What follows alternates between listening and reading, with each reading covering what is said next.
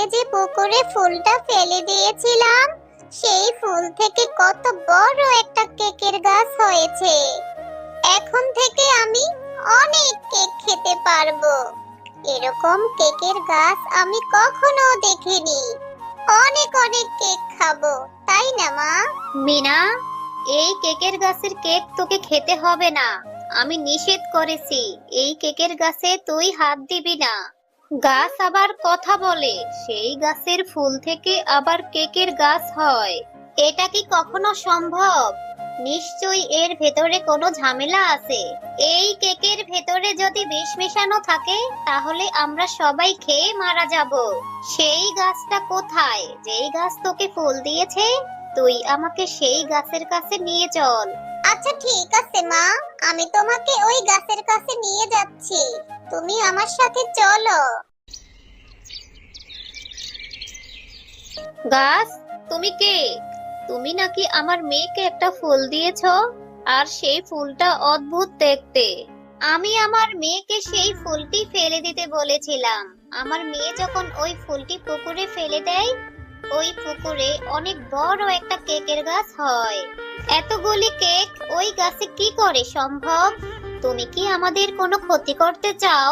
তুমি যদি আমাদের ক্ষতি করতে চাও, তাহলে বলে দাও, তোমার ওই কেকের আমাদের কোনো প্রয়োজন নেই। আমি জাদুর কেকের গাছ। আমি তোমাদেরকে ওই ফুলটি দিয়েছিলাম। আমি তোমাদের কোনো ক্ষতি করতে চাইনি।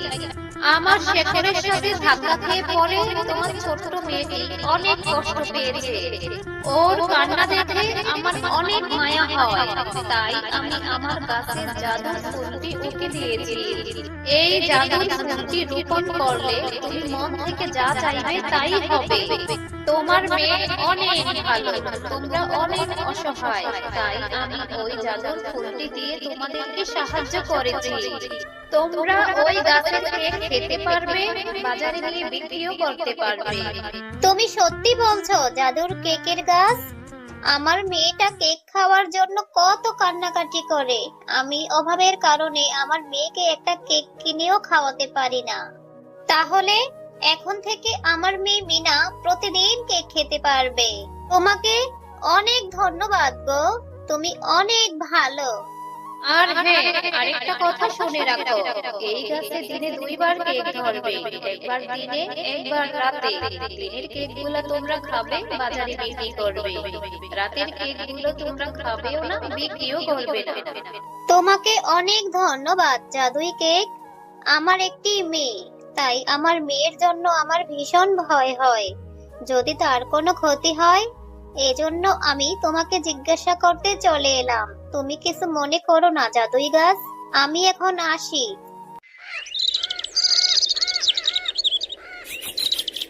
দেখ মা মিনা, দেখতে দেখতে এই জাদুর কেকের গাছটি আরো অনেক বড় হয়েছে, আরো অনেক কেক ধরেছে।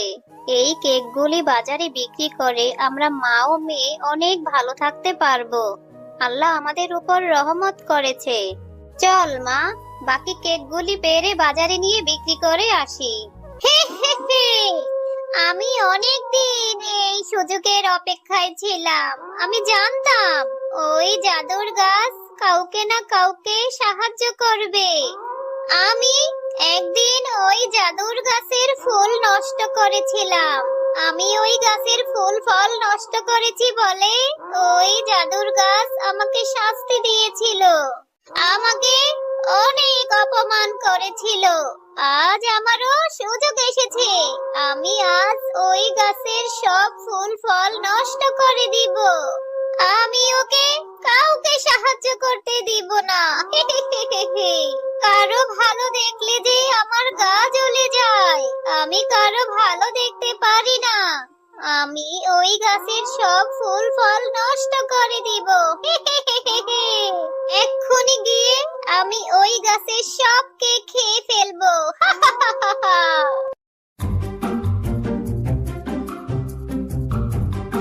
এই তো, এই তো সেই কেকের গাছ। এই কেকের গাছে কত কেক ধরে আছে। ওই জাদুর গাছ ওদেরকে কেকের গাছ দিয়ে সাহায্য করেছে।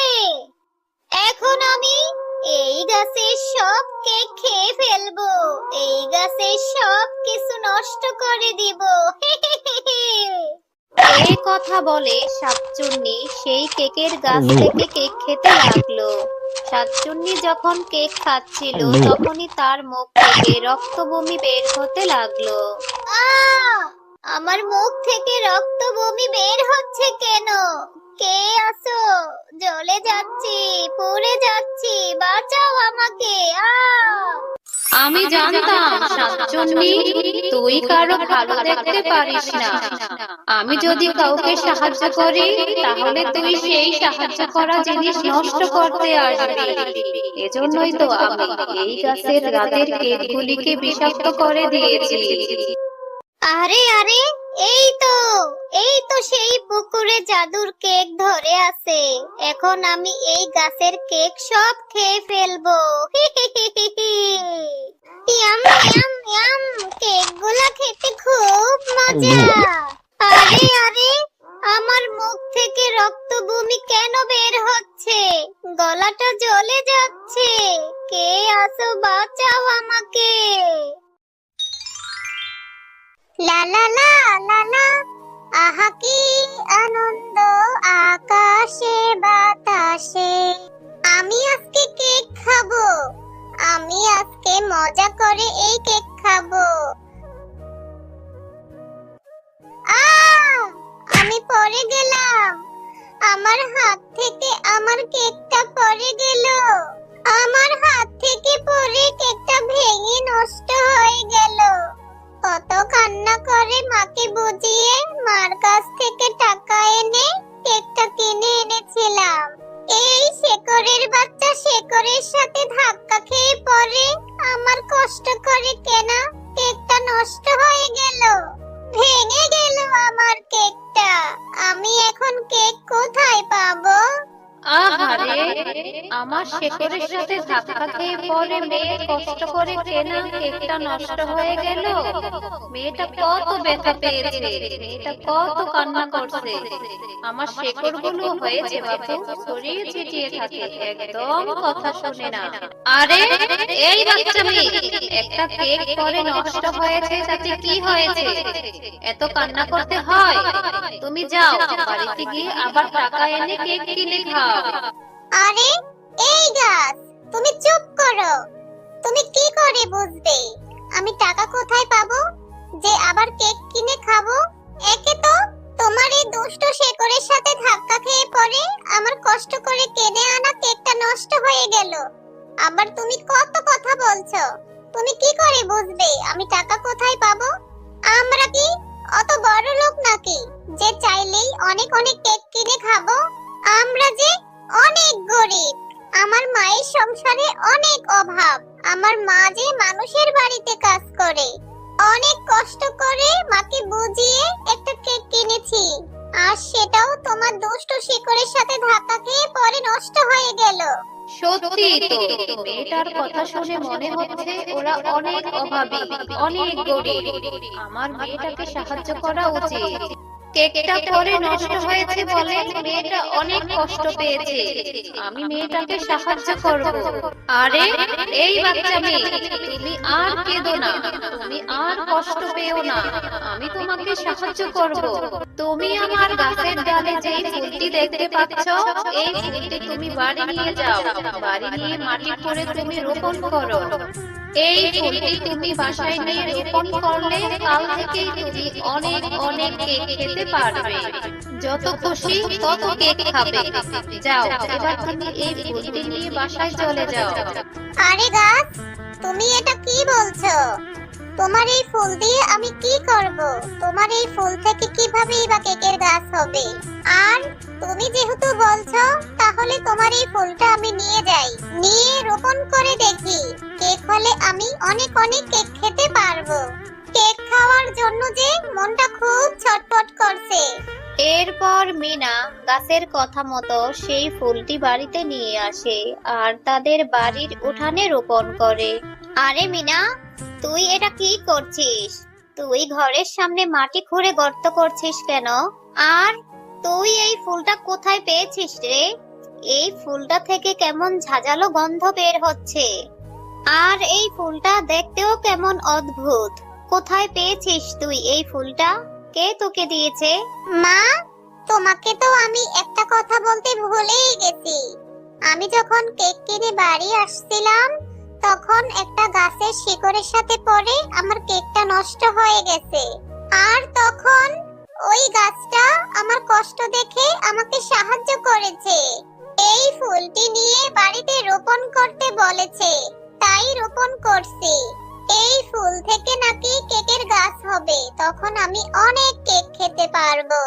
আরে মিনা, এটা তুই কি বলছিস? তোর কি মাথা খারাপ হয়েছে?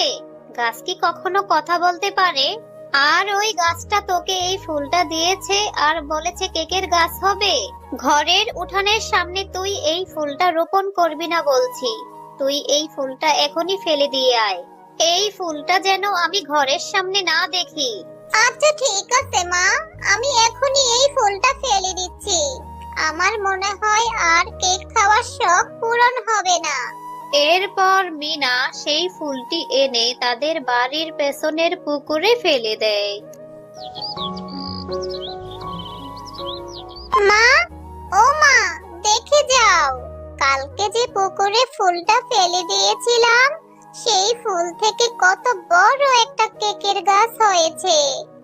এখন থেকে আমি অনেক কেক খেতে পারবো। এরকম কেকের গাছ আমি কখনো দেখিনি। অনেক অনেক কেক খাবো, তাই না মা? মিনা, এই কেকের গাছের কেক তোকে খেতে হবে না।